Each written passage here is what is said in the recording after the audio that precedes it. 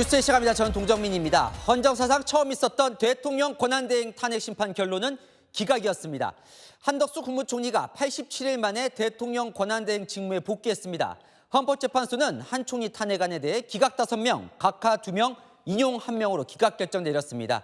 만장일치 결정은 아니었죠? 자, 핵심 사안이죠. 오늘 선고가 대통령 탄핵 선고에 미칠 영향. 저희가 시청자분들이 이해하기 쉽게 하나하나 짚어드리겠습니다. 특집 뉴스웨이 헌재 판결부터 유준 기자가 문을 엽니다. 주문, 이 사건 심판 청구를 기각한다.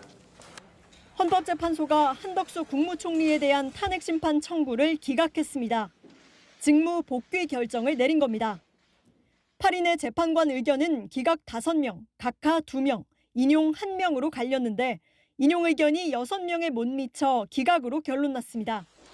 헌재는 한덕수 국무총리의 5가지 탄핵 사유 모두 탄핵 인용 사유로 보기 어렵다고 판단했습니다.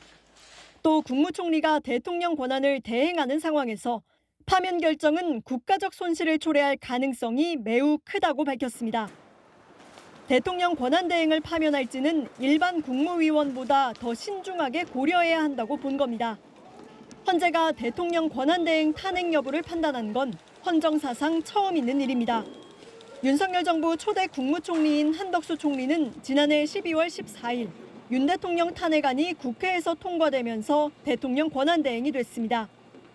하지만 13일 만에 한 총리 탄핵안도 통과돼 최상목 경제부총리가 한 총리를 대신해 대통령 권한대행직을 수행했습니다. 오늘 헌재의 기각 결정에 따라 한 총리는 즉각 대통령 권한대행 직무에 복귀했습니다. 채널A 뉴스 유주은입니다. 자, 지금부터는 헌정사상 최초의 이 대통령 권한대행 탄핵에 대한 헌법재판관들의 판단 하나하나 들여다보겠습니다. 한덕수 총리가 비상계엄 당일 국무회의를 소집하도록 해서 정당성을 부여해 줬다. 그러니까 계엄에 동조한 거라는 탄핵 사유. 헌재는 뭐라고 판결 내렸는지 장호림 기자가 전합니다. 윤석열 대통령의 비상계엄 선포를 한덕수 국무총리가 공모 방조했다는 국회 측의 탄핵 사유. 헌재는 인정하지 않았습니다. 국회에 비상계엄 해제 요구 결의안 가결 이후 국무회의 소집을 건의하지 않았다는 등의 소추 관련 사실을 인정할 만한 증거나 객관적 자료는 찾을 수 없습니다. 한 총리가 비상계엄 선포 2시간 전 무렵에나 계획을 들었고 그 전부터 알았다는 증거가 없다고 판단했습니다. 비상계엄 선포 전 한 총리가 대통령에게 국무회의 소집을 건의한 것도 비상계엄 선포의 절차적 정당성을 부여할 목적의 행위라고 볼 증거가 없다는 게 헌재 판단입니다. 저는 대통령님이 어떤 계획을 갖고 계신지 사전에 알지 못하였고 대통령이 다시 생각하시도록 최선을 다해 설득하였으며 군 동원에도 일체 관여한 사실이 없음을. 하지만 오늘 헌재는 비상계엄 선포가 위헌 위법 행위인지에 대해선 명시적으로 언급을 하지 않았습니다. 채널A 뉴스 장호림입니다. 국회가 헌법재판관 3명, 마은혁, 정계선, 조한창 임명을 통과시켰는데도 한덕수 권한대행이 임명을 안 하고 버텼던 건 위법하다. 사실 이게 민주당이 탄핵까지 추진하게 된 첫 번째 사유죠. 헌법재판관들 위법은 하지만 파면할 정도는 아니다가 결론이었습니다. 강보인 기자입니다. 마은혁, 정계선, 조한창 3인의 헌법재판관 임명을 여야 합의 때까지 보류하겠다고 했던 한덕수 당시 대통령 권한대행. 여야가 합의하여 안을 제출하실 때까지 저는 헌법재판관 임명을 보류하겠습니다. 여야가 합의하여 안을 제출하시면 즉시 헌법재판관을 임명하겠습니다. 헌재는 한 총리가 헌법재판관들을 임명하지 않은 건 헌법과 법률 위반이라고 판단했습니다. 국회 헌법재판관 선출 통지를 받기도 전에 여야 합의를 조건으로 재판관 임명 거부 의사를 미리 최종적으로 밝혀 헌법상 의무를 위반했다는 겁니다. 하지만 헌재는 한 총리의 재판관 미임명이 대통령 탄핵 심판을 하고 있는 헌법재판소를 무력화시킬 목적이 있다고 보기엔 어렵다고 판단했습니다. 당시 대통령 권한대행의 역할과 범위가 어디까지인지 논란이 계속되고 있었다는 사정도 고려했습니다. 국민의 신임을 배반한 경우에 해당한다고 단정할 수 없습니다. 따라서 피청구인에 대한 파면 결정을 정당화하는 사유가 존재한다고까지는 볼 수 없습니다. 헌재는 이 밖에도 여당 대표와의 공동 국정 운영 시도와 최상병, 김건희 여사 특검법 거부권 행사, 내란 상설특검 후보자 미추천 등 나머지 탄핵 사유들도 모두 파면 사유로 인정하지 않았습니다. 채널A 뉴스 강보인입니다. 가장 뜨거웠던 논란은 이거였습니다. 대통령 권한대행을 탄핵할 때 대통령 기준 200석이냐, 국무총리 기준 151석이냐. 오늘 결론을 냈습니다. 이세아 기자입니다. 국회의원 192명이 찬성해 국회를 통과한 한덕수 대통령 권한대행 탄핵안. 국무총리 한덕수 탄핵소추안은 총 투표수 192표 중 가 192표로서 가결됐음을 선포합니다. 우원식 국회의장은 국무위원 기준인 재적의원 과반, 151명 찬성이면 충분하다고 봤지만 한 총리 측은 권한대행은 대통령과 마찬가지로 200명 이상 찬성해야 한다고 주장했습니다. 오늘 헌재는 한 총리 측 주장을 받아주지 않았습니다. 이 사건 탄핵소추는 국무총리에 대한 탄핵소추 의결 정족수인 국회 재적의원 과반수의 찬성으로 의결되어 적법하므로 피청구인의 주장은 이유 없습니다.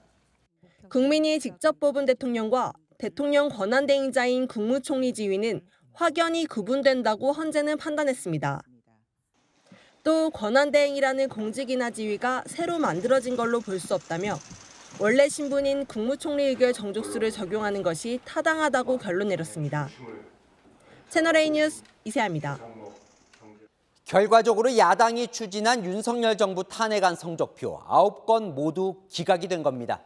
국민의힘은 이재명 민주당 대표를 향해 석고대죄하라고 몰아세웠습니다. 조민기 기자입니다. 윤석열 정부 출범 이후 이상민 장관부터 민주당이 추진한 탄핵안 13건 중 9건 결론이 났습니다. 오늘 한덕수 총리를 비롯해 9건 모두 기각. 국민의힘은 무책임한 줄 탄핵에 책임을 지라며 민주당을 몰아세웠습니다. 구전구패입니다. 헌정사의 길이 남을 기록적 패배입니다. 탄핵 남발 구전구패 민주당은 사죄하라! 특히 석고대죄하라며 이재명 대표를 겨냥했습니다. 이재명 대표는 뻔히 기각될 것을 알면서도 오로지 본인의 정략적 목적을 위한 졸속 탄핵으로 87일이나 국정을 마비시킨 데 대해 국민 앞에 석고대죄하십시오. 이재명 대표가 즉시 석고대죄해야 합니다. 여당 잠룡들도 일제히 이재명 대표를 겨냥했습니다. 오세훈 서울시장은 책임은 무정부, 무사법, 입법 독재를 꿈꾸던 이재명 대표에게 있다고 했고 한동훈 전 대표도 구전 전패라며 이 대표는 줄 탄핵하지 않겠다고 국민 앞에 엎드려 사과해야 한다고 비판했습니다. 여당 내에서는 권한대행 탄핵 정족수를 151석으로 결론 내린 헌재 판결에 불만도 드러냈습니다. 권성동 원내대표는 한덕수 대행에 대한 탄핵소추 재추진 가능성을 열어줬다고 했고 원희룡 전 장관은 헌재가 민주당에 탄핵 면죄를 줬다고 비판했습니다. 채널A 뉴스 조민기입니다. 야당은 헌법재판소 결정을 납득할 수 없다고 했습니다. 최상목 경제부총리 탄핵도 살아있다. 한덕수 권한대행도 마은혁 헌법재판관 후보자를 임명하지 않으면 다시 탄핵 가능하다는 격앙된 반응까지 나왔습니다. 이준성 기자입니다. 광화문 천막당사에서 최고위원회의를 주재한 이재명 대표는 헌법재판소를 향해 유감을 나타냈습니다. 헌법상 의무를 명시적으로, 의도적으로 악의를 가지고 어겨도 용서됩니까? 우리 국민들께서 과연 납득할지 모르겠습니다. 헌법재판관 미임명은 위헌이라는 헌재 일부 의견을 강조하면서 마은혁 후보자를 즉시 임명하라고 촉구했습니다. 당 일각에선 한덕수 권한대행 재탄핵 가능성까지 거론됐습니다. 노정면 원내대변인은 한 대행이 마 후보자 임명을 거부할 경우 다시 탄핵할 수 있다며 이 정도 강단과 결기 없이 이 싸움에서 이길 수 없다고 했습니다. 민주당은 오늘 선고로 지금까지 마 후보자를 임명하지 않은 최상목 부총리의 위법 행위가 드러났다면서 최 부총리 탄핵 추진 방침을 거듭 밝혔습니다. 헌재를 향한 압박 수위도 거세졌습니다. 이현주 최고위원은 대통령 탄핵 심판 선고를 촉구하며 필요하다면 국회의원들이 총사퇴하고 총선을 다시 치르자고 주장했습니다. 이 정도 내란 상황이라면 국회를 차라리 재구성해서 체제를 정비하고 재출발하는 게 낫다고 생각합니다. 그런 나라에서 배지를 달고 있는 것이 무슨 의미가 있겠습니까? 김용민 의원은 헌재가 윤 대통령을 즉각 파면하지 않으면 헌재 역시 헌법 질서 훼손에 동조하는 기관이 될 것이라고 비판했습니다. 채널A 뉴스 이준성입니다. 아는 기자 법조팀 김지훈 기자 나왔습니다. 오늘 사실 역사적인 재판이었어요. 헌정사상 처음으로 대통령 권한대행 탄핵을 어떻게 하면 하는 건지 이걸 이제 판결을 내린 건데 어쨌든 결론은 기각이에요. 네, 오늘 헌재의 결론 한마디로 정리를 해보면요. 대통령이나 권한대행은 함부로 파면해서는 안 된다는 겁니다. 한 총리 탄핵 사유 여러 개였잖아요. 그중에서 헌법재판관 후보를 임명하지 않은 건 헌재도 위법, 위헌이라고 봤거든요. 심지어 그 위헌 정도가 가볍지 않다고도 했지만 파면할 정도는 아니라고 본 겁니다. 함부로 파면하면 안 된다. 그러면 어느 정도가 돼야 파면이 가능하다고 본 걸까요? 네, 파면 결정은요. 중대한 국가적인 손실을 고려해서 신중한 판단이 요구된다는 게 오늘 헌재의 결정입니다. 대통령이나 권한대행이 파면되면 사회 혼란이 불가피한데 그런 혼란 감수할 만큼 잘못을 해야 파면이 가능하다는 겁니다. 그럼 그 기준은 대통령에게도 적용이 되는 겁니까? 네, 탄핵 대상자의 지위를 고려해야 한다라는 의미잖아요. 검사나 장관 탄핵과는 다른 기준일 수밖에 없겠죠. 국정 최고 책임자인 대통령 파면 여부는 헌재가 더 신중하게 결정의 여파까지 고려할 걸로 보이는 대목입니다. 자, 오늘 이제 여러 논란에 대해서 헌법재판관들이 이제 정리를 했습니다. 가장 눈에 띄는 부분이 이 대목이에요. 권한대행 탄핵 정족수가 150일이냐? 200석이냐? 예, 어떻게 정리된 거죠? 네, 헌재는 대통령 권한대행 탄핵 소추에 필요한 국회의원이요 151명이라고 확인을 했습니다. 이 헌재의 논리, 권한대행과 대통령 지위는 엄연히 다르다는 겁니다. 대통령은 국민이 직접 투표로 뽑았으니 직무정지를 시키려면 더 많은 사람의 동의가 필요하다는 거죠. 하지만 권한대행인 국무총리는 국민이 뽑은 사람은 아니기 때문에 151명 과반으로도 탄핵 소추 의결 가능하다는 겁니다. 그렇다면 민주당만으로도 최상목 경제부총리 탄핵 소추안도 가결은 가능하네요. 네, 대통령이 아니니까요. 최상목 부총리도 151석만으로 헌재 탄핵 심판에 넘길 수 있다는 겁니다. 물론 실제로 파면 사유가 인정이 될지는 헌재의 판단이 있어야겠고요. 오늘 헌재 결정 중에 대통령 탄핵 심판에 좀 대통령 쪽에 유리하게 해석될 만한 대목이 있다는 건 뭘까요? 네, 윤 대통령 사건에서 국회 측이요. 대통령이 국무위원들의 반대에도 불구하고 무리하게 비상계엄을 선포했다 이렇게 주장하고 있잖아요. 그런데 헌재는 오늘 한 총리 사건 결정문에서요. 대통령은 국무회의의 심의 내용에 구속받지 않는다 이렇게 적었더라고요. 해석하기에 따라서는 대통령이 국무위원들의 의견을 따르지 않았다는 부분이 곧바로 탄핵 사유로 인정되지 않을 여지가 생긴 겁니다. 또 하나 이제 논란이 있었던 게 이 재판관들을 임명하지 않은 거, 헌법재판관. 여기에 대해서도 헌재가 결론을 낸 거예요. 네, 오늘 헌재는 재판관 임명은 권한대행의 의무다 이렇게 한 번 더 확인을 했습니다. 국회가 선출했으면 재판관 공백 상태는 없어야 한다는 거죠. 그러다 보니까 사실 이 부분이 이제 왜 이제 관심이었냐면 조한창 정계선 재판관 임명, 최상목 대행이 이제 임명을 했는데 여기 이제 원천 무효가 될 수 있다. 이런 주장이 많았는데 이건 어떻게 정리가 되는 거예요? 네, 그 부분은요. 정치적인 공방과는 좀 별개로 봐야 할 것 같습니다. 오늘 심판으로 헌법재판관의 자격 논란은 사실상 종결이 됐다고 봐야 할 것 같고요. 오늘 헌재 결정문도 여러 차례에 걸쳐서 최상목 권한대행이 재판관을 임명하면서 헌재 기능이 일부 회복됐다 이렇게 적었더라고요. 임명장을 누가 줬는지를 떠나서 국회에서 정상적으로 선출을 했다면 헌법재판관 자격에는 문제가 없다고 못을 박은 겁니다. 네, 김지훈 기자 잠시 후에 또 이야기 나눠보겠습니다. 자, 오늘 판결에 더 관심이 갔던 이유. 오늘 재판관들이 고스란히 대통령 탄핵 여부를 결정하기 때문이지요. 재판관들 성향마다 다양한 결론을 내놨습니다. 먼저 조한창 정영식 두 재판관은 한덕수 총리에 대해 각하 결정 내렸습니다.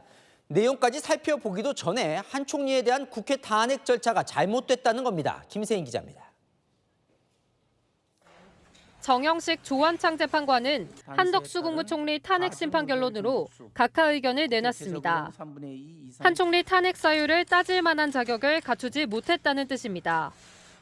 두 재판관은 한 총리 탄핵 소추안이 국회에서 통과되려면 대통령 탄핵과 마찬가지로 200석 이상이 확보돼야 했지만 192석에 그친 것에 주목했습니다. 권한 대행자의 지위는 대통령에 준하는 지위에 있다고 보아야 하므로 대통령 권한 대행자에 대한 탄핵 소추의 요건은 대통령의 경우와 동일하게 보는 것이 타당합니다. 두 재판관은 권한 대행자 지위는 대통령에 준하고 한 총리의 탄핵 소추 사유에 대통령 권한 대행의 직무집행 범위도 포함됐다는 점을 이유로 들었습니다. 대통령 권한을 대행하는 국무총리에 대한 탄핵 소추는 대통령만큼이나 신중하게 행사되도록 헌법을 해석해야 한다고 했습니다. 대통령 권한 대행 체제는 대통령이 권리 사고라는 국가적 비상사태에서 도입되는 체제이므로 국가적 혼란 발생의 방지 등을 위하여 탄핵제도의 남용을 방지할 필요성이 더욱 크며 각하 의견을 낸 조한창 재판관은 국민의힘 추천, 정영식 재판관은 윤석열 대통령이 직접 지명한 재판관으로 두 사람 다 보수 성향으로 분류됩니다. 채널A 뉴스 김세인입니다. 한덕수 총리 탄핵에 인용 결정을 내린 단 한 사람, 정계선 재판관도 주목받고 있습니다. 민주당 추천 몫인 정 재판관, 한 총리를 파면해야 한다고 주장했는데요. 어떤 논리였는지 배준석 기자가 이어갑니다. 기각과 각하로 의견이 갈린 다른 헌법재판관들과 달리 정계선 재판관은 유일하게 한덕수 국무총리 탄핵 인용 의견을 냈습니다. 한 총리가 내란 상설 특검 후보자 추천 의뢰를 지연시킨 게 내란 수사를 방해하거나 지연시킬 의사가 있었을 가능성도 배제하기 어렵다고 봤습니다. 피청구인이 특별검사 후보자 추천을 의뢰하지 않음으로써 특검법이 규정한 특별검사 임명 절차는 중단되었습니다. 사회적 혼란을 수습하고 법 질서를 회복하고자 하는 특검법의 목적을 심각하게 저해하고 헌법재판관 후보자 미임명에 대해서는 헌법재판소가 담당하는 정상적인 역할과 기능마저 제대로 작동할 수 없게 만드는 헌법적 위기 상황을 초래했다며 파면을 정당화할 정도로 헌법 위반 정도가 중대하다고 밝혔습니다. 헌법재판소의 내부적 상황을 이용하여 대통령에 대한 탄핵 심판 사건 진행을 지연시키거나 방해하고자 하는 일각의 의사를 고려한 것으로 소수 여당의 의도나 계획에 부합하는 일방적인 국정 운영이라 할 것입니다.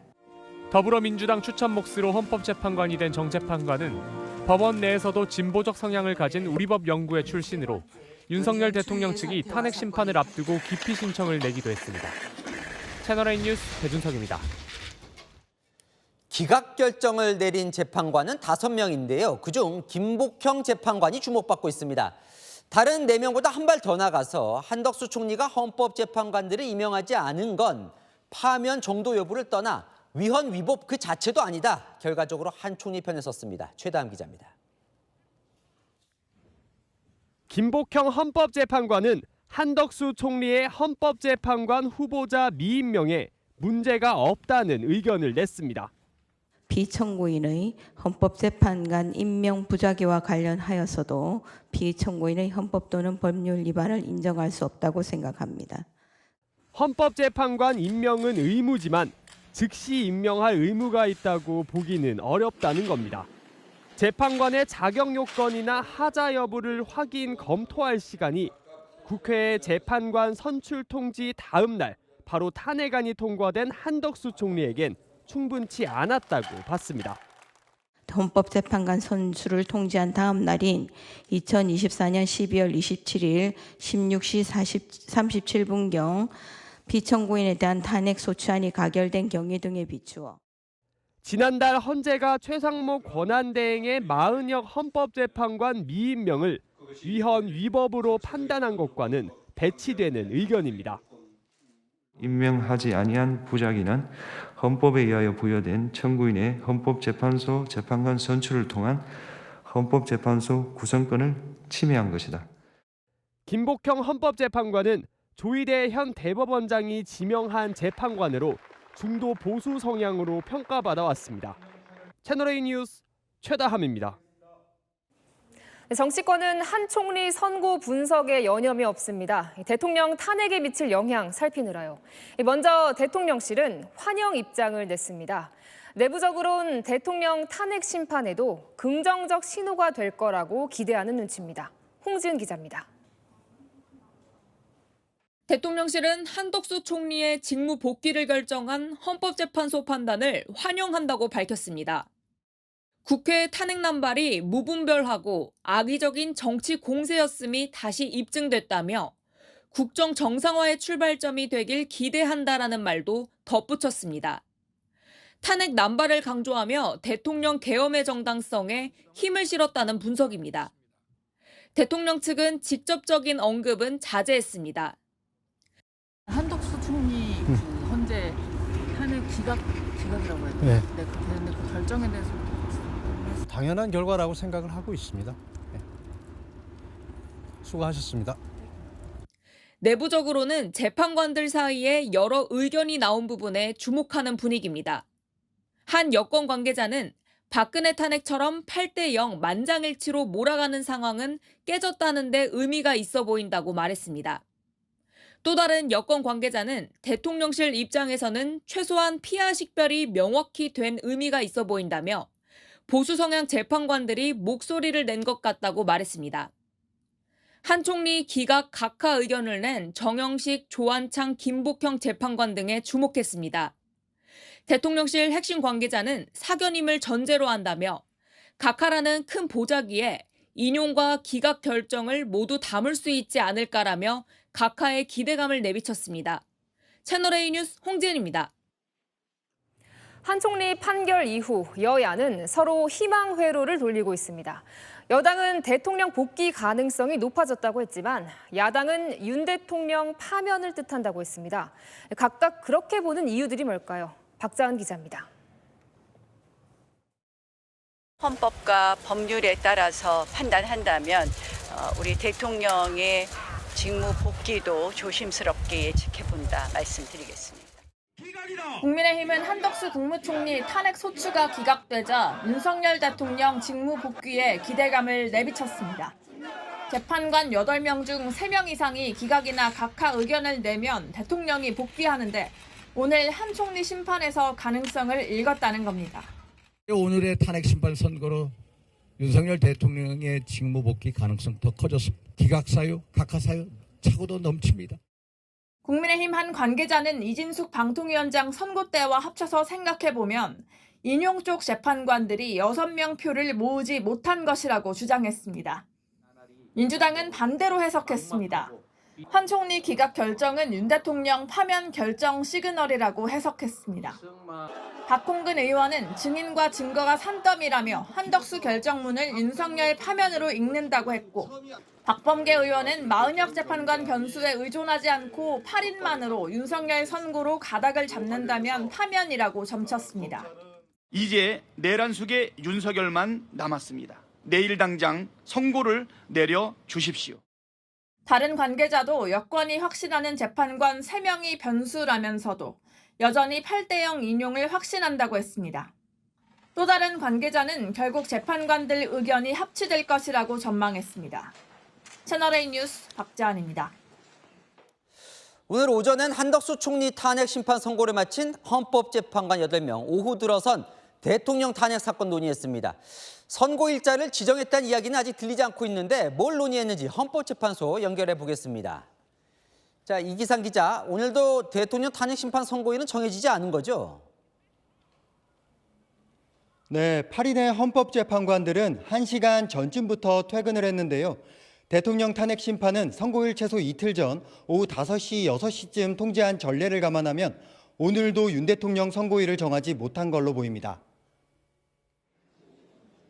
헌법재판관들은 통상 다른 사건 선고날에는 평일을 열지 않지만 오늘은 오전에 한덕수 총리 탄핵 사건을 선고하고 오후에 평일을 이어갔습니다. 한 총리 탄핵 심판 선고도 마치면서 윤 대통령 사건 쟁점 정리에 집중하는 걸로 보이는데요. 이르면 이번 주 중으로 선고일을 정할 수도 있다는 관측이 나옵니다. 사실 이르면 이번 주 목요일, 금요일쯤에는 선고가 가능할 것 같다 이런 예상도 나왔는데 목요일에는 다른 사건 선고 가능성이 있다고요? 네, 헌재는 통상 마지막 주 목요일에 헌법소원 같은 일반 헌법재판 사건 선고를 해왔는데요. 헌재 관계자는 이번 주 목요일에도 일반 사건 선고를 할 가능성이 있다고 밝혔습니다. 목요일에 일반 사건 선고를 하면 목요일이나 금요일에 대통령 사건 선고를 하기가 쉽지 않다는 관측도 나오는데요.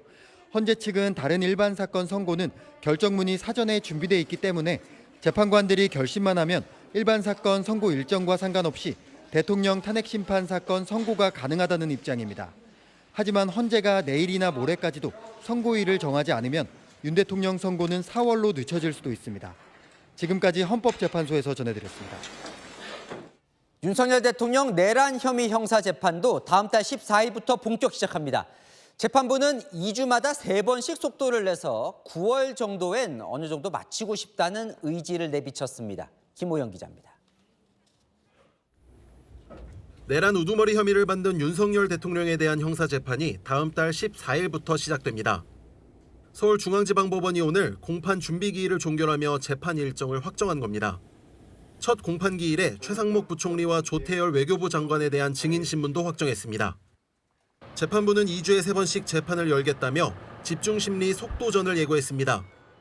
일단 다음 달 14일을 시작으로 3주간 총 4번의 재판기일을 지정하며 9월까지는 어느 정도 진행돼야 한다고 밝혔습니다. 윤 대통령은 지난 1차 기일과는 달리 오늘은 법원에 출석하지 않았습니다. 하지만 출석 의무가 없는 준비기일과 달리 공판기일에는 윤 대통령이 직접 출석해야 합니다. 윤 대통령 측은 오늘 법정에서 내란 혐의에 대해 거듭 부인했습니다. 또 내란죄 수사권이 없는 공수처가 수사했다며 기소 자체를 부인하는 의견서를 재판부에 제출했습니다. 사실을 밝히는 작업이 필요할 것이고요. 재판부가 이게 합법적인 기소였는지 또 무슨 사실관계나 법리적으로 유죄인지 무죄인지에 대해 충분히 판단하실 수 있도록 하려고 합니다. 같은 혐의를 받는 김용현 전 장관 등의 재판과 합쳐질지는 아직 결정되지 않았습니다. 채널A 뉴스 김호영입니다. 아는 기자 정치부 이세진 기자 나왔습니다. 한덕수 총리 딱 선고 나면서 정치권은 온통 대통령 탄핵에 어떤 영향을 미칠 거냐 이걸 지금 하고 알아보고 있는데 재판관 3명의 주목을 하는데 왜 그런 겁니까? 네, 재판관 8명 중에서요. 3명이 반대하면 대통령이 직무 복귀하게 되는데 정형식, 조한창, 김복형 이 3명이 가능성이 있다고 여야 모두가 보는 겁니다. 오늘 한덕수 총리 재판을 보면 앞서 보신 대로 정형식, 조한창 재판관 각하 의견을 냈고요. 김복형 재판관은 가장 강력한 기각 의견을 냈습니다. 대통령 입장에서는 가장 기대 걸어볼 만한 야당의 입장에서는 가장 주시해야 할 재판관 3명이라고 보는 겁니다. 자, 먼저 이 각하된 정형식 조한창 재판관 실제로 오늘 이게 쭉 보면 대통령에게 좋은 시그널인 거예요? 여권은 그렇게 봅니다. 탄핵 본안을 따지기도 전에 애초 국회에서 넘어오는 절차부터 틀렸다고 판단한 겁니다. 대통령 측과 여당이 주장했던 거죠. 게다가 오늘 낸 의견을 보면 이렇게 쓰여 있습니다. 탄핵제도 남용을 방지할 필요성이 크다. 탄핵이란 제도가 신중하게 쓰여야 한다는 인식이 엿보이죠. 대통령의 계엄이 정당했다는 대통령 측 주장의 핵심 논리가 바로 야당의 줄 탄핵입니다. 탄핵 남용을 방지해야 한다는 의견이 대통령 측으로서는 야당의 입법 독재에 동의하는 것 아니냐 기대감을 드러낼 수 있는 대목이죠. 또 그렇다고 이 두 사람이 대통령 탄핵에도 비슷한 결정을 내릴 거다. 이렇게 또 보기는 어려운 대목도 있죠. 네, 그렇지 않다라는 반론도 꽤 있습니다. 이 두 재판관이요, 대통령과 국민의힘 추천이라 보수 성향은 맞지만 오늘 판결은 대통령 판결과 별개라는 겁니다. 오늘 각하 결정은 한 총리 탄핵 절차가 잘못됐다라는 거죠. 151석이 아니라 200석이라는 건데 이건 사실 대통령의 판결에는 전혀 이슈가 아니죠. 총리 탄핵 자체에 대해선 단 한마디도 언급하지 않았습니다. 그러다 보니 대통령 계엄 선포에 어떤 판단을 하는지는 오늘 판결문만으로는 짐작이 어렵습니다. 자, 그러면 지금 3명이 이제 반대라면 대통령 이제 탄핵이 기각이 되는 건데 나머지 1명으로 지금 여야 모두 김복형 재판관을 주목을 하는 것 같아요. 오늘 뭐 때문에 이 재판관을 지금 주목하는 거예요? 김 재판관의 주장이요, 여권 주장과 가장 일치하기 때문입니다. 김 재판관이 판단한 부분이 한 총리가 마은혁, 정계선 등 헌법재판관을 임명하지 않았다 이 부분입니다. 국회는 헌법에 보면 이 국회에서 선출하는 후보자는 대통령이 임명한다고 돼 있는데 왜 안 하냐는 걸 문제 삼았었잖아요. 김 재판관 판단은 이렇습니다. 임명한다고만 돼 있지 즉시 하라고는 안 돼 있지 않느냐. 상당 기간 내에만 하면 된다. 임명을 언제 할지는 대통령의 판단이라는 거죠. 통치권자의 판단 재량권을 가장 폭넓게 인정을 한 건데요. 대통령 측이 주장하는 것 중 하나가 계엄은 대통령의 고유 권한이라는 거잖아요. 재량권을 넓게 봐주는 것 아니냐 대통령 측은 기대하는 거죠. 반대 의견도 있던데요. 맞습니다. 오히려 반대 시그널이 있다라는 분석도 있습니다.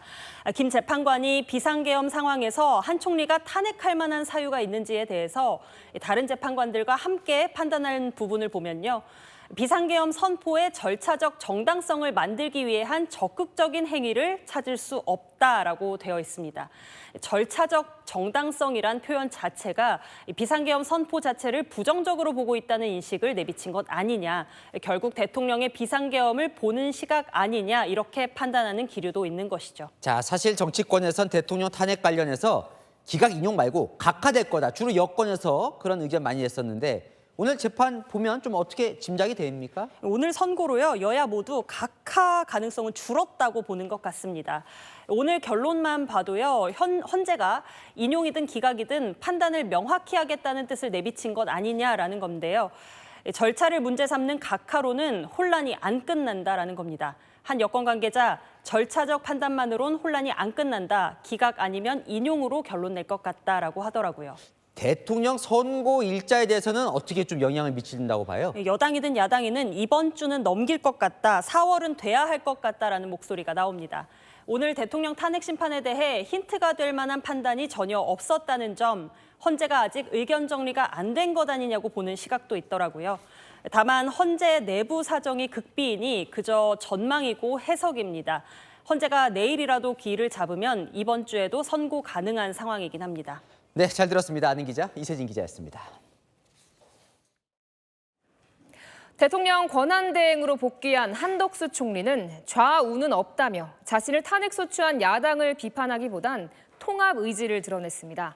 가장 시급한 과제로는 통상전쟁을 꼽았는데 한 총리의 복귀 일성은 이다혜 기자가 전합니다. 한덕수 국무총리가 정부 서울청사 정문으로 들어섭니다. 국회 탄핵소추로 직무가 정지된 지 87일 만에 대통령 권한대행으로 복귀했습니다. 이제는 좌우는 없다고 저는 생각합니다. 오로지 우리나라가 위로, 앞으로 발전하는 것이 정말 중요한 우리의 과제다. 한 권한대행은 대국민 담화에서도 통합을 강조했습니다. 극단으로 갈라진 사회는 불행뿐이라는 겁니다. 대한민국이 지금의 위기 국면을 헤치고 다시 한번 위와 앞을 향해 도약할 수 있도록 여야의 초당적 협조를 간곡히 부탁드립니다. 초대 통상교섭본부장과 주미대사 등을 지낸 한 권한대행은 가장 시급한 과제로 통상전쟁 대비를 꼽았습니다. 도널드 트럼프 미국 대통령의 취임과 함께 세계가 대변혁에 직면하고 있다며 시급히 대응하겠다고 밝힌 겁니다. 이미 현실로 닥쳐온 통상전쟁에서 우리나라의 국익을 확보하는 데 저의 모든 지혜와 역량을 쏟아붓겠습니다. 외교부는 기각 결정이 나온 이후 주요국 외교사절에 국내 상황을 설명했습니다. 김홍균 외교부 1차관은 조셉 윤 주한 미국 대사 대리에게 양국 협력 증진 등을 당부했고 윤 대사 대리는 한미동맹에 대한 미국의 지지에 변함이 없음을 강조했습니다. 채널A 뉴스 이다혜입니다. 네, 권한대행으로서 한 총리는 가장 먼저 전국 산불 대응 상황을 점검했습니다. 관계 부처에 긴급 지시를 내리며 국정 공백을 다잡았습니다. 계속해서 이현재 기자입니다. 한덕수 대통령 권한대행이 출근 직후 곧바로 향한 곳은 중앙재난상황실입니다. 전국에서 동시다발로 발생한 산불 상황부터 점검한 겁니다. 보고해 주시죠. 오후에는 화마가 휩쓸고 간 경북 의성군을 직접 찾았습니다. 산불 특수진화대를 격려하고 임시 대피소를 방문해 이재민들을 위로했습니다. 지금 열심히 하고 있습니다. 한 총리는 업무 복귀 첫날부터 여러 일정을 소화했습니다. 산불 상황을 점검한 직후 국방부에는 전군 경계 태세 강화를, 행정안전부와 경찰에는 과격 시위 사고 방지와 불법 행위 엄정 대응을 주문했습니다. 그동안 권한대행 역할을 한 최상목 경제부총리와 티타임을 가진 뒤 국무위원들과 오찬 간담회를 하며 분야별 현안도 논의했습니다. 드디어. 그동안 고생 많으셨어요. 고생 많으셨어요. 네. 한 권한대행은 그동안 노고에 고맙고 미안하다면서 대내외적 위기를 극복하기 위해 매 순간 심기일전해야 한다고 당부했습니다. 채널A 뉴스 이현지입니다. 네, 전국에서 동시다발적으로 발생한 산불이 좀처럼 잡히질 않고 있습니다. 특히 상황이 심각한 경남 산청과 경북 의성 차례로 연결해 현재 진화 상황 알아보겠습니다. 네, 먼저 나흘 전 산불이 시작된 산청은 강한 바람을 타고 불길이 번지면서 진화에 애를 먹고 있습니다. 홍진우 기자가 현장에 나가 있는데요. 홍 기자, 아직 주불이 잡히지 않은 겁니까? 네, 오늘도 큰 불길을 잡지 못하고 밤을 맞고 있습니다. 산 아래 마을로 다시 불이 번지면서 소방차들이 방어선을 구축하고 있는데요. 거센 바람에 다시 불길이 맹렬히 타오르고 있습니다. 오늘 오후 6시 기준 진화율은 85%인데요. 어제 오전까지 30%였던 진화율을 끌어올렸지만 큰 불길은 잡지 못하고 계속 확산되는 상황입니다. 특히 오후 들어 이곳 산불 현장에는 순간 초속 16m의 강풍까지 몰아치며 불길은 더 거세졌습니다. 곳곳에선 돌풍과 거센 바람으로 연기 방향이 수시로 바뀌는 모습도 포착됐습니다. 경남 산청에서 시작된 산불은 인접한 하동 옥종까지 불길이 번진 상황입니다. 산 아래 마을로 불이 확산되면서 주민들이 추가로 대피하기도 했습니다. 산청과 하동 등에서 1,100여 명이 대피했고 주택 등 시설 57곳이 피해를 입은 것으로 집계됐습니다. 또 산청 지역 학교 4곳은 오늘 하루 휴교했고 한 곳은 등교 시간을 늦췄습니다. 산불 진화에 도움이 될 비 소식은 목요일로 예보된 가운데 산림당국은 추가 확산 막기에 총력을 다하고 있습니다. 지금까지 산청 산불 현장에서 전해드렸습니다. 네, 경북 의성에는 배유미 기자가 나가 있습니다. 배 기자, 계속된 진화 작업에도 산불 범위가 커지고 있는데 지금 상황 어떻습니까? 네, 의성 산불은 강풍과 그리고 건조한 날씨와 함께 많은 곳에서 동시에 불길이 번져나가고 있어서 진화에 어려움을 겪고 있는데요. 지금 제 뒤로 보이는 야산도 불길이 점점 번지면서 산 아래까지 확산하고 있습니다. 현재까지 경북 의성군 산불 진화율은 60%에 그칩니다. 해가 지고 헬기가 철수하면서 밤새 진화율이 더 떨어질 가능성도 있습니다. 오후 들어서는 순간 초속 20m가 넘는 강풍에 곳곳에서 연기와 불길이 피어올랐는데요. 산불은 고속도로 휴게소까지 번졌습니다. 통행이 재개됐던 고속도로들도 산불이 다시 확산하면서 북의성에서 동안동 구간이 현재 통제 중입니다. 안동 경계까지 불이 번지면서 주민들에게 추가 대피령도 내려졌습니다. 사흘째 산불이 빠르게 확산하면서 불이 난 화선은 148km에 달하고 산불 영향구역은 8,000헥타르에 이릅니다. 축구장 1,900개 넓이로 지난 2022년 경북 울진 산불 다음으로 피해 지역이 클 걸로 추정됩니다. 워낙 산불 범위가 넓고 강풍까지 더해져서 산불 진화에는 계속 어려움을 겪고 있습니다. 주민 909명이 대피했으며 주택 등 116개 시설이 피해를 입었습니다. 지금까지 경북 의성군 산불 현장에서 전해드렸습니다. 네, 꺼도 되살아나는 불씨와의 사투가 전국에서 벌어지고 있습니다. 경사진 산 비탈과 칠흑 같은 어둠 속에서 화마 맞서고 있는 진화 대원들을 배영진 기자가 취재했습니다. 굵은 소방 호스를 들쳐매고 연신 물을 뿌립니다. 경사진 산속을 누비며 작은 불씨까지 샅샅이 꺼뜨립니다. 잔불이 남아있을까 흙바닥이 보일 때까지 낙엽을 긁어냅니다. 산기슭에서 넘어지기도 하고 갑자기 몰아치는 돌풍에 불이 순식간에 덮치면 공포 그 자체입니다. 바람과 불이 한꺼번에 휩싸이기 때문에 그때가 제일로 임하다고 보면 될 것 같습니다. 돌 무덤이라든지 막 이런 또 낭떠러지라든지 낙하 부분 그런 부분들이 제일로 좀 위험하다고. 산 중턱이나 정상에서 산불을 끄고 있는 동료들을 위해 도시락을 짊어지고 비탈길을 오릅니다. 잿더미 속에서 허기진 배를 채웁니다. 어둠이 찾아오고 헬기가 철수하면 지상 진화 대원들의 밤샘 사투가 시작됩니다. 칠흑 같은 산속에서 새벽까지 불길과 맞섭니다. 하세가 심해가지고 접근하기가 좀 어려웠었는데 우리가 해야 될 일이고 산림을 지켜야 하는 임무이기 때문에 열심히 한다고 했습니다. 소방 진화 대원들은 하루 5시간을 자며 3교대로 산불과 사투를 벌입니다. 나흘간 대형 산불이 산발적으로 발생하면서 10,000명가량이 산불 진화 현장에 투입되고 있습니다. 채널A 뉴스 배영진입니다. 네, 국가유산도 순환을 겪고 있습니다. 산불은 1000년 된 고찰과 900살 은행나무도 새까맣게 태웠습니다. 계속해서 조현진 기자입니다. 둘레 9.3m, 높이 27m의 은행나무가 숫덩이가 됐습니다. 굵은 가지들도 부러져 있습니다. 경남 기념물로 지정된 900년 된 하동 뒤양리 은행나무입니다. 풍성한 잎을 자랑하며 마을 수호신으로 여겨졌지만 산불로 타버렸습니다. 곳곳에 검게 그을린 비석이 보입니다. 4,900개 묘가 모서진 추모공원에도 산불이 휩쓸고 갔습니다. 고인의 가족들은 그을린 비석을 고이고이 닦아냅니다. 남편 묘소를 찾은 할머니는 울음을 멈추지 못합니다. 저 영감 잔디만 요요 서로 막 다. 그래도 얼마나 뜨거워질까 글쎄요. 신라시대 때 세워진 운남사도 산불을 피해가지 못했습니다. 사찰 경내는 여전히 매캐한 냄새와 연기가 가득합니다.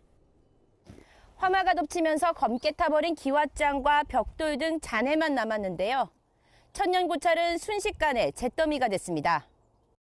산불이 다가오고 있는 사찰에서는 불상 등 국가유산 옮기기에 분주합니다. 고운사에서도 불상과 자상 등이 피난길에 올랐습니다. 유물 24점, 보물 등이 인근 박물관으로 옮겨졌지만 목재 건축물 등은 그대로 남아있어 산불 피해가 우려되고 있습니다. 채널A 뉴스 조현진입니다.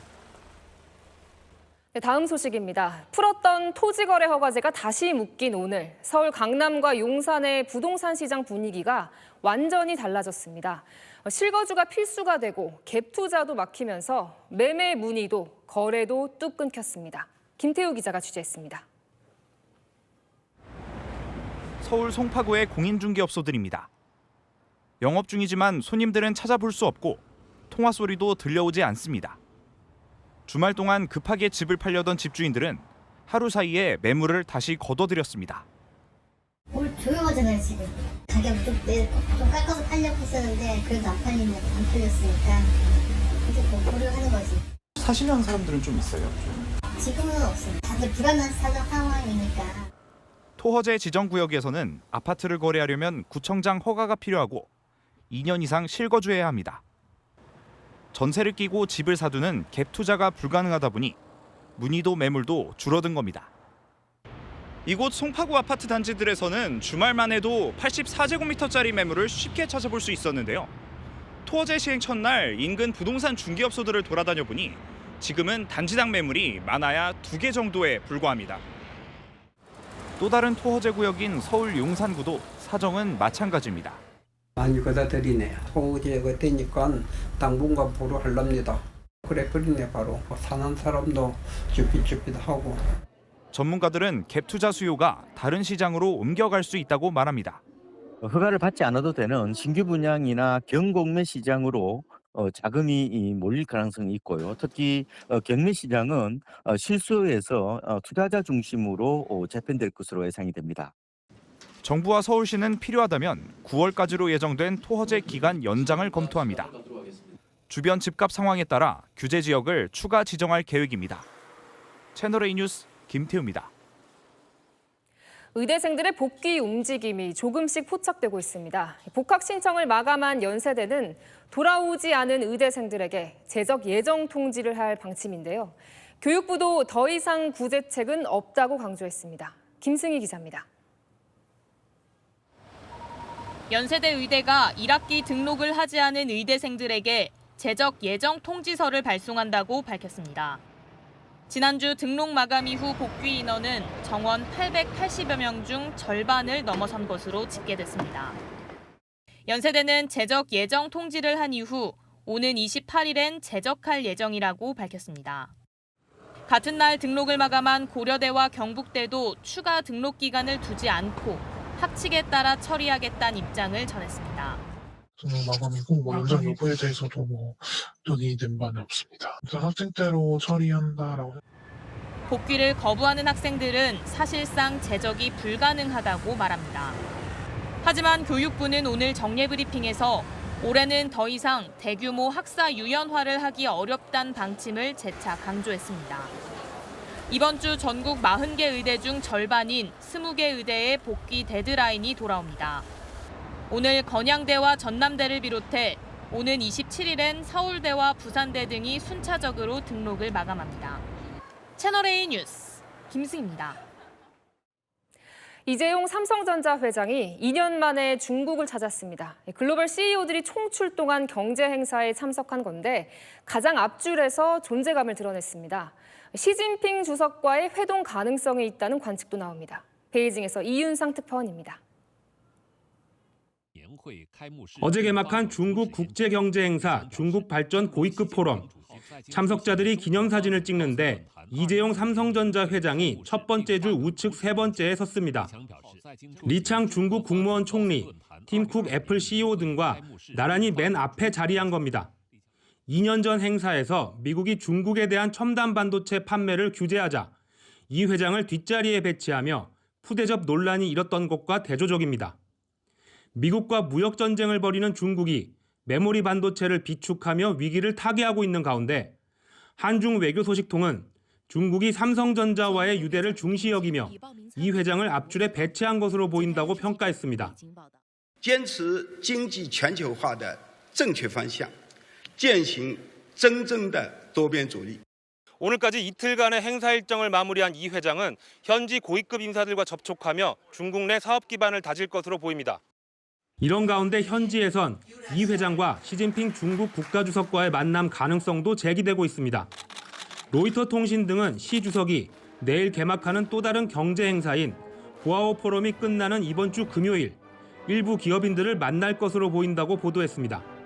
베이징에서 채널A 뉴스 이윤상입니다. 네, 폐렴으로 이번에 수차례 고비를 넘겼던 프란치스코 교황이 5주 만에 대중 앞에 모습을 드러냈습니다. 아직 목소리를 내기 힘겨운 상태에서도 모두에게 감사 인사를 전했습니다. 장하얀 기자가 전합니다.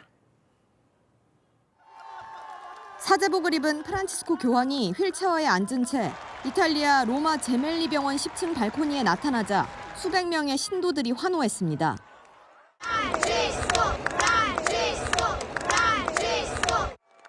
교황은 손을 흔들며 화답하고 엄지손가락도 치켜 세웠습니다.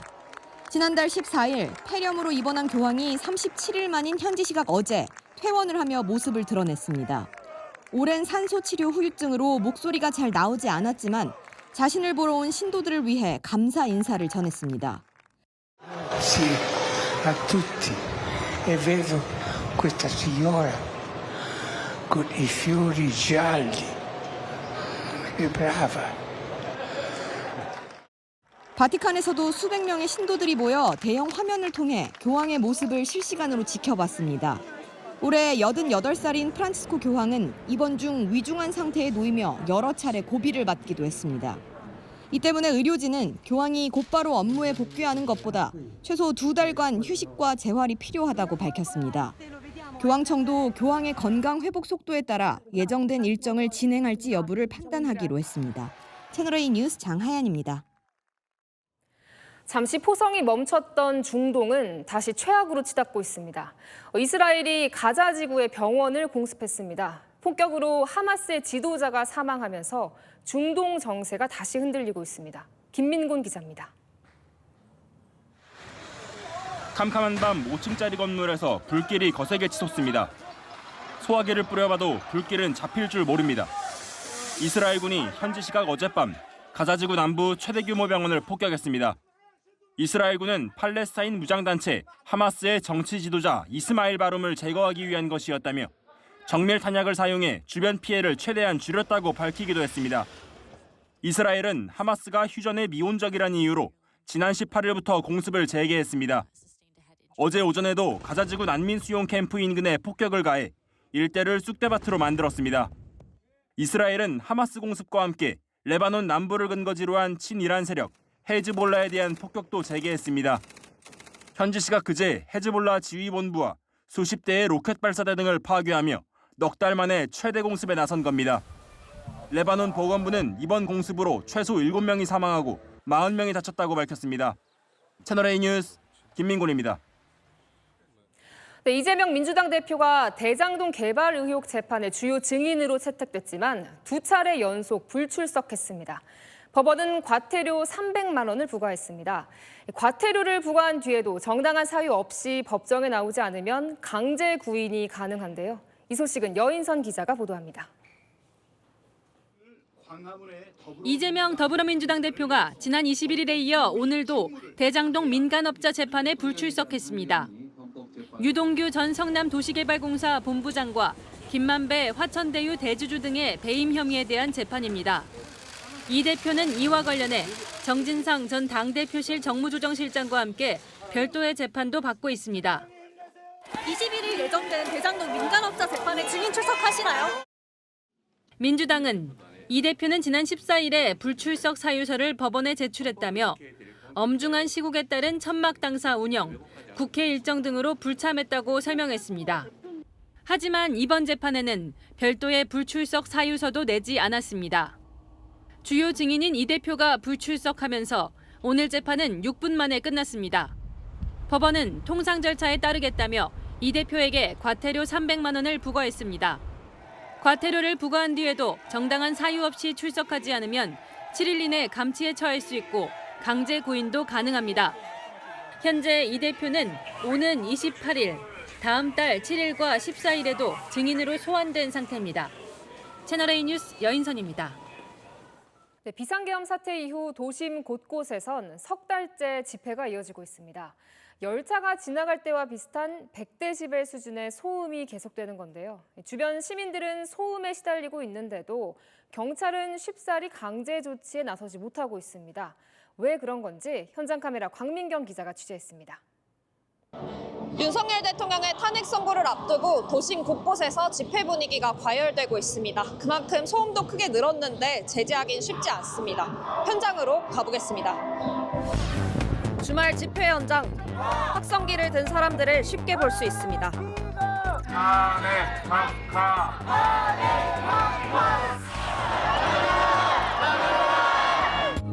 시민들은 귀를 막고 걸어갑니다. 헌법재판소 인근 초등학교 앞에는 확성기를 단 차량이 수시로 지나다니고 1인 시위에 나선 사람들까지 확성기를 사용합니다. 강당에서 또 소리가 크게 들리더라고요. 비속어를 하시니까는 아이가 깜짝 놀래가지고 멈춰서서 계속 보더라고요. 너무 소리가 크고 반복해서 비교육적인 말을 크게 하시니까 안 들리던 아이들도 이제는 들려요. 주간 도심 집회는 평균 소음 70데시벨, 최고 소음 90데시벨을 초과할 수 없습니다. 학교 인근은 기준이 더 엄격하지만 열차가 지나갈 때와 비슷한 100데시벨 수준의 소음이 이어지는 겁니다. 너무 커서 아주 길을 그냥 막는 게 나아요. 그리고 경찰들도 옆에 쭉 서 있는데도 그냥 다 이렇게 쳐다보고만 있어요. 경찰은 지난해 12월부터 지난달까지 집회 소음을 2만 건 넘게 측정했지만 확성기를 빼앗는 강제 조치는 한 건도 없었습니다. 집회 참가자들을 자극할 수 있다는 우려 때문입니다. 경찰 관계자는 강제 조치 과정에서 사람이 몰리면 안전사고의 우려가 있어 조치가 어렵다고 설명했습니다. 대신 수차례 구두 경고를 하고 현재 인근에 바리케이드를 추가로 설치해 집회 통제를 강화했습니다. 저쪽에서 말을 안 들으면 어쩔 수가 없어지는 건데 과태료 못 고치면. 불편은 시민의 몫입니다.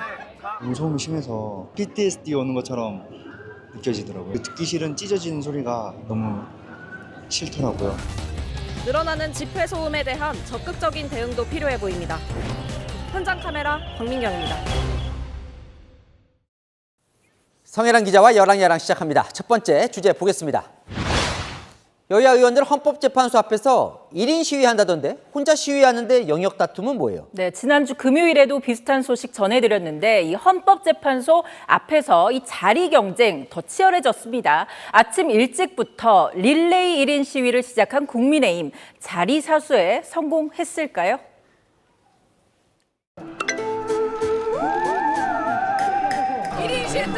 한글부터 배우세요.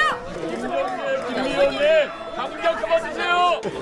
여기 왜 와요? 여기서 왜?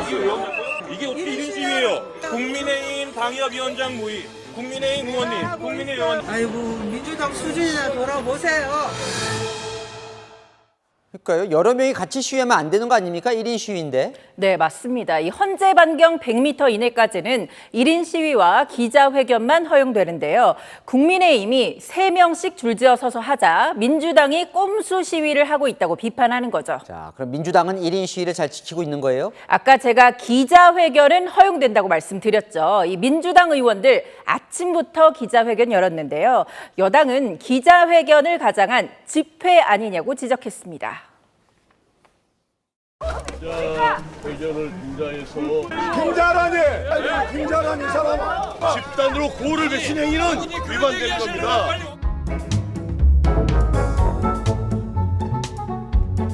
자, 우리도 다른 단체로 옵니까? 과장님, 우리도 다른 단체 올까? 보좌관한테 뭐라 그래, 보좌관. 야, 다른 단체다. 민주당 더 큰 피켓 들고 나와서 이 국민의힘 의원들 앞을 가로막는가 하면요. 우리도 사람 더 부르겠다며 으름장 놓은 거죠. 아, 글쎄요. 점점 유치해지는군요. 네, 결국엔 경찰이 나섰습니다. 여야 모두 한 명씩만 서라 중재하며 마무리됐습니다.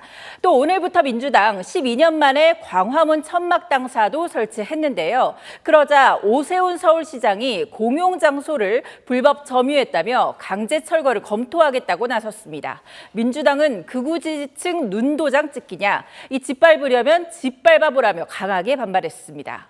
국회에서 싸우던 여야가 결국 헌재와 광화문까지 전쟁터를 넓힐 모양새입니다. 네, 다음 주에 보겠습니다. 권성동 원내대표와 이재명 대표 학창시절 인연이 유명한데 지우고 싶은 과거가 있대요? 네, 권성동 원내대표, 이재명 대표와 과거 중앙대 대학 시절 함께 보냈죠. 채널A 국회의사담 앵커스에서 이 권성동 원내대표가 이 대표와 함께 지냈던 대학 시절 지나간 과거일 뿐이라고 일축했는데요. 오늘 밤 10시에 공개되는데 여랑야랑이 가장 먼저 공개합니다. 저희 대학 선배님이시고 어릴 때 고시 공부를 같이 한 선배님이십니다. 개인적으로 아주 가까운 사이인데. 아니 소개팅은 해줬는데 정신과 전문의는 아니고. 그 결과가 어땠습니까? 결과가 안 좋았으니까 지금 부인하고 사는 거 아니겠습니까? 네, 그래도 뭐 좀 정은 남아 있겠죠. 글쎄요. 며칠 전에는 이재명 대표 보란 듯이 이 대표 망언집까지 펴냈죠. 이 사람과 비교했을 땐 권 대표 어떤 대합을 내놨을까요? 지우고 싶은 과거 밸런스 게임입니다. 1번 체리따봉, 2번 비키니. 하나, 둘, 셋. 저는 체리따봉이죠. 현재 더 싫은 사람은 이재명, 한동훈. 당연히 이재명이죠. 마음만 먹으면 히틀러가 될 수도 있다. 이렇게 무자비한 정치보복을 한 사람이에요. 두 정치인의 다소 특별한 인연 오늘 밤 공개될 인터뷰에서 확인하시죠. 네, 오늘 하나 더 볼게요. 감히 국회의원을 뭘까요? 네, 장경태 민주당 의원이요. 이 국회의원을 폭행하면 일반인 폭행보다 더 무겁게 처벌하는 법안을 준비 중입니다. 그러자 국회의원만의 특권이냐 또 성역이냐는 비판도 나오고 있습니다. 그래요? 법안 내용이 뭔데요? 일명 의정활동 방해 금지죄인데요. 이 의정활동을 방해할 목적으로 의원을 폭행하면 징역 5년 이하에 처할 수 있다는 겁니다. 징역 2년 이하인 일반 폭행보다 처벌 수위가 훨씬 세죠. 기존에는 국회 회의장 인근 행위만 적용됐었는데 야외까지 또 장소 불문하고 처벌하자는 거죠. 이재명 대표 피습이나 이 백혜련 의원 계란 봉변 등을 염두에 둔 것 아니냐 이런 해석도 나옵니다. 그래도 일반인보다 더 세게 처벌한다 이건 좀 논란도 되겠는데요? 네, 이 법안 발의 내용이 밝혀지자 여당 곧바로 비판하고 나섰습니다. 최근 테러 위협받았다는 이 대표에 대한 충성 경쟁 아니냐는 거죠. 홍준표 대구시장은 아예 이 대표 때리면 사형에 처하라 이렇게 비꼬았고요. 나경원 국민의힘 의원은 국민 위에 민주당이 있다는 특권 의식이 여실히 드러난다고 했습니다. 국회의원은 맞으면 더 아픈가요? 일반인보다 더 아픈가요? 저는 이해하지 못하겠습니다. 장경태 의원 측은 기존 법을 강화하자는 거지 특권과는 무관하다 이렇게 선을 그었는데요. 정치 테러 절대 용납할 수 없지만 법은 모든 사람들에게 평등하다는 격언도 떠오르네요. 네, 지금까지 여랑야랑이었습니다. 사날째 산불 비상으로 진화는커녕 피해만 커지고 있습니다. 현재 충청 이남은 산불 위기경보 중 가장 높은 심각 단계 발효 중인데요. 맑은 날씨에 기온이 크게 올라 습도가 낮아져 있고요. 건조특보는 확대 강화되고 있습니다. 산불이 잘 나고 진화가 어려운 건 강풍과 건조 때문인데요. 남동쪽의 고기압, 북서쪽의 저기압 사이 통로로 따뜻한 남서풍이 불며 내륙을 바싹 말리고 있습니다.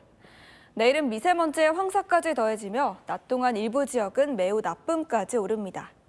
내일 아침은 평년 기온을 웃돌겠고요. 한낮에는 대부분 20도 이상 오릅니다. 서울 20도, 대구와 전주 25도 예상됩니다. 고온 건조 현상은 당분간 이어지다가 목요일 비가 오며 한풀 꺾일 전망입니다. 날씨였습니다. 한덕수 국무총리 복귀 후 첫 마디는 이제 좌우는 없다. 위로, 앞으로 가자였습니다. 산불 대응, 트럼프 관세까지 리더십이 필요한 항목이 한두 개가 아닙니다. 이 탄핵 정국 정리될 때까지 한덕수 대응은 오로지 국민만 바라보고 정치권도 더 이상은 흔들지 말아야겠습니다. 마침표 찍겠습니다. 흔들림 없이 위로 앞으로 특집 뉴스데이 마칩니다. 감사합니다.